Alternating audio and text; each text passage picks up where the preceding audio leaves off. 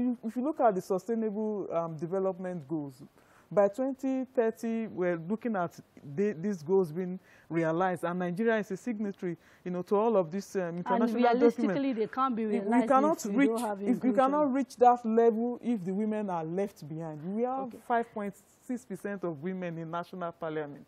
Senator Bito, there's a paradox that has been raised by what the ED of the Women Trust Fund has said, which is that we need some sort of legal backing for some of the things that we want to do to ensure that some of these structural problems are corrected and men do the things that they're supposed to do.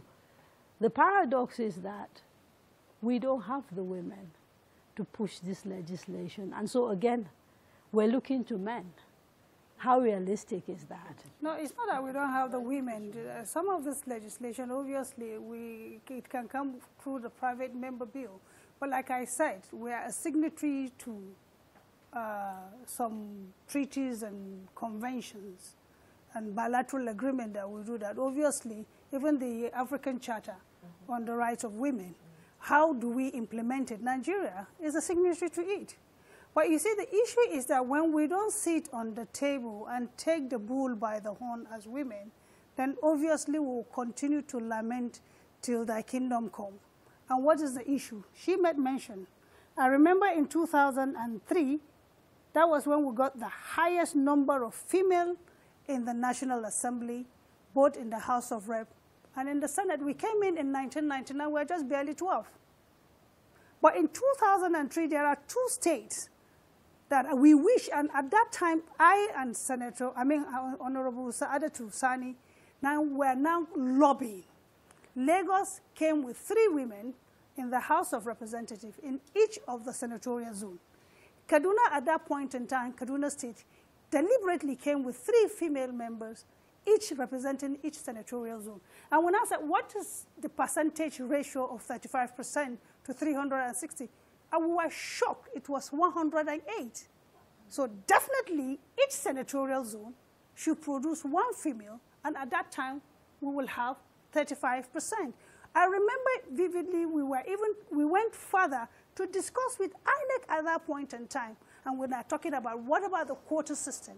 The men were almost like, and we brought this issue of Rwanda and said, all the men were killed. That's why the women are there. And the question we asked, what about South Africa?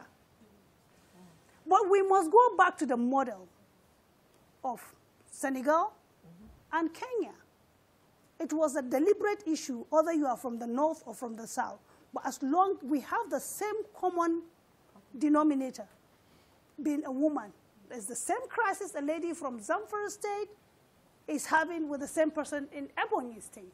So this issue is not about culture, it's not about a religion, but it's about a sentiment that the men will now say, hey, after all, I have like you in the house.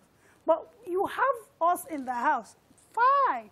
But if we can now come out and say, okay, our voters are right, and look at what she said, we'll go out and determine who will give us what we need. We can't just go, I hate it when I see women being used to clamp and dance and give us ashwabi and move. But we must use the clapping and the dancing on the table.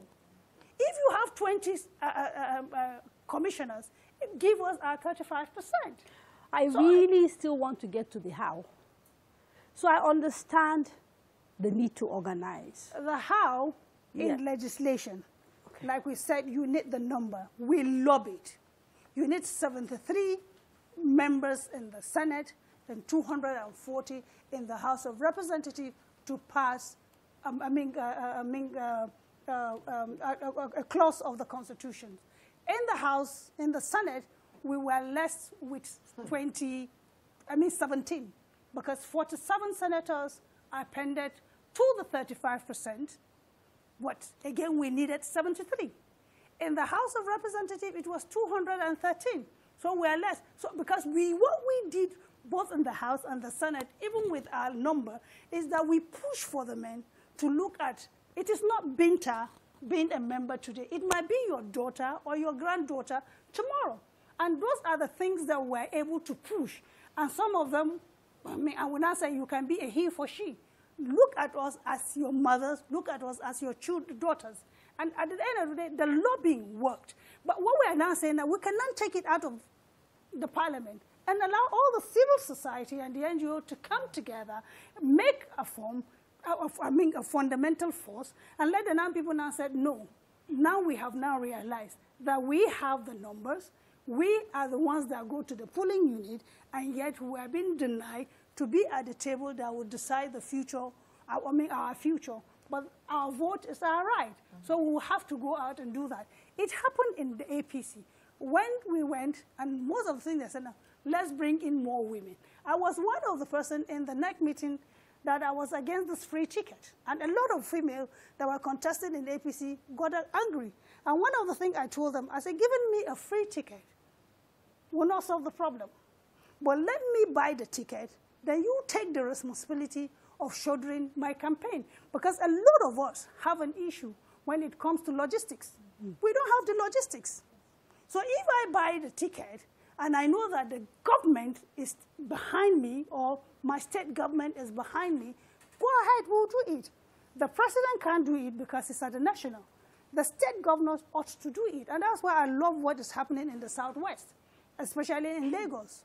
The twinning system, a he and a she and a he. If we do it, the Southwest deliberately, like Lagos, Osun, Oyo, I think they've been taking the lead, which obviously we tried to include it in the APC, but it was killed in the Constitution.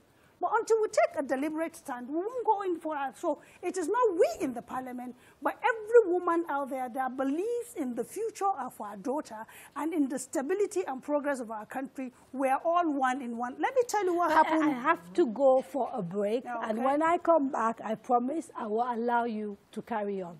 Don't go away.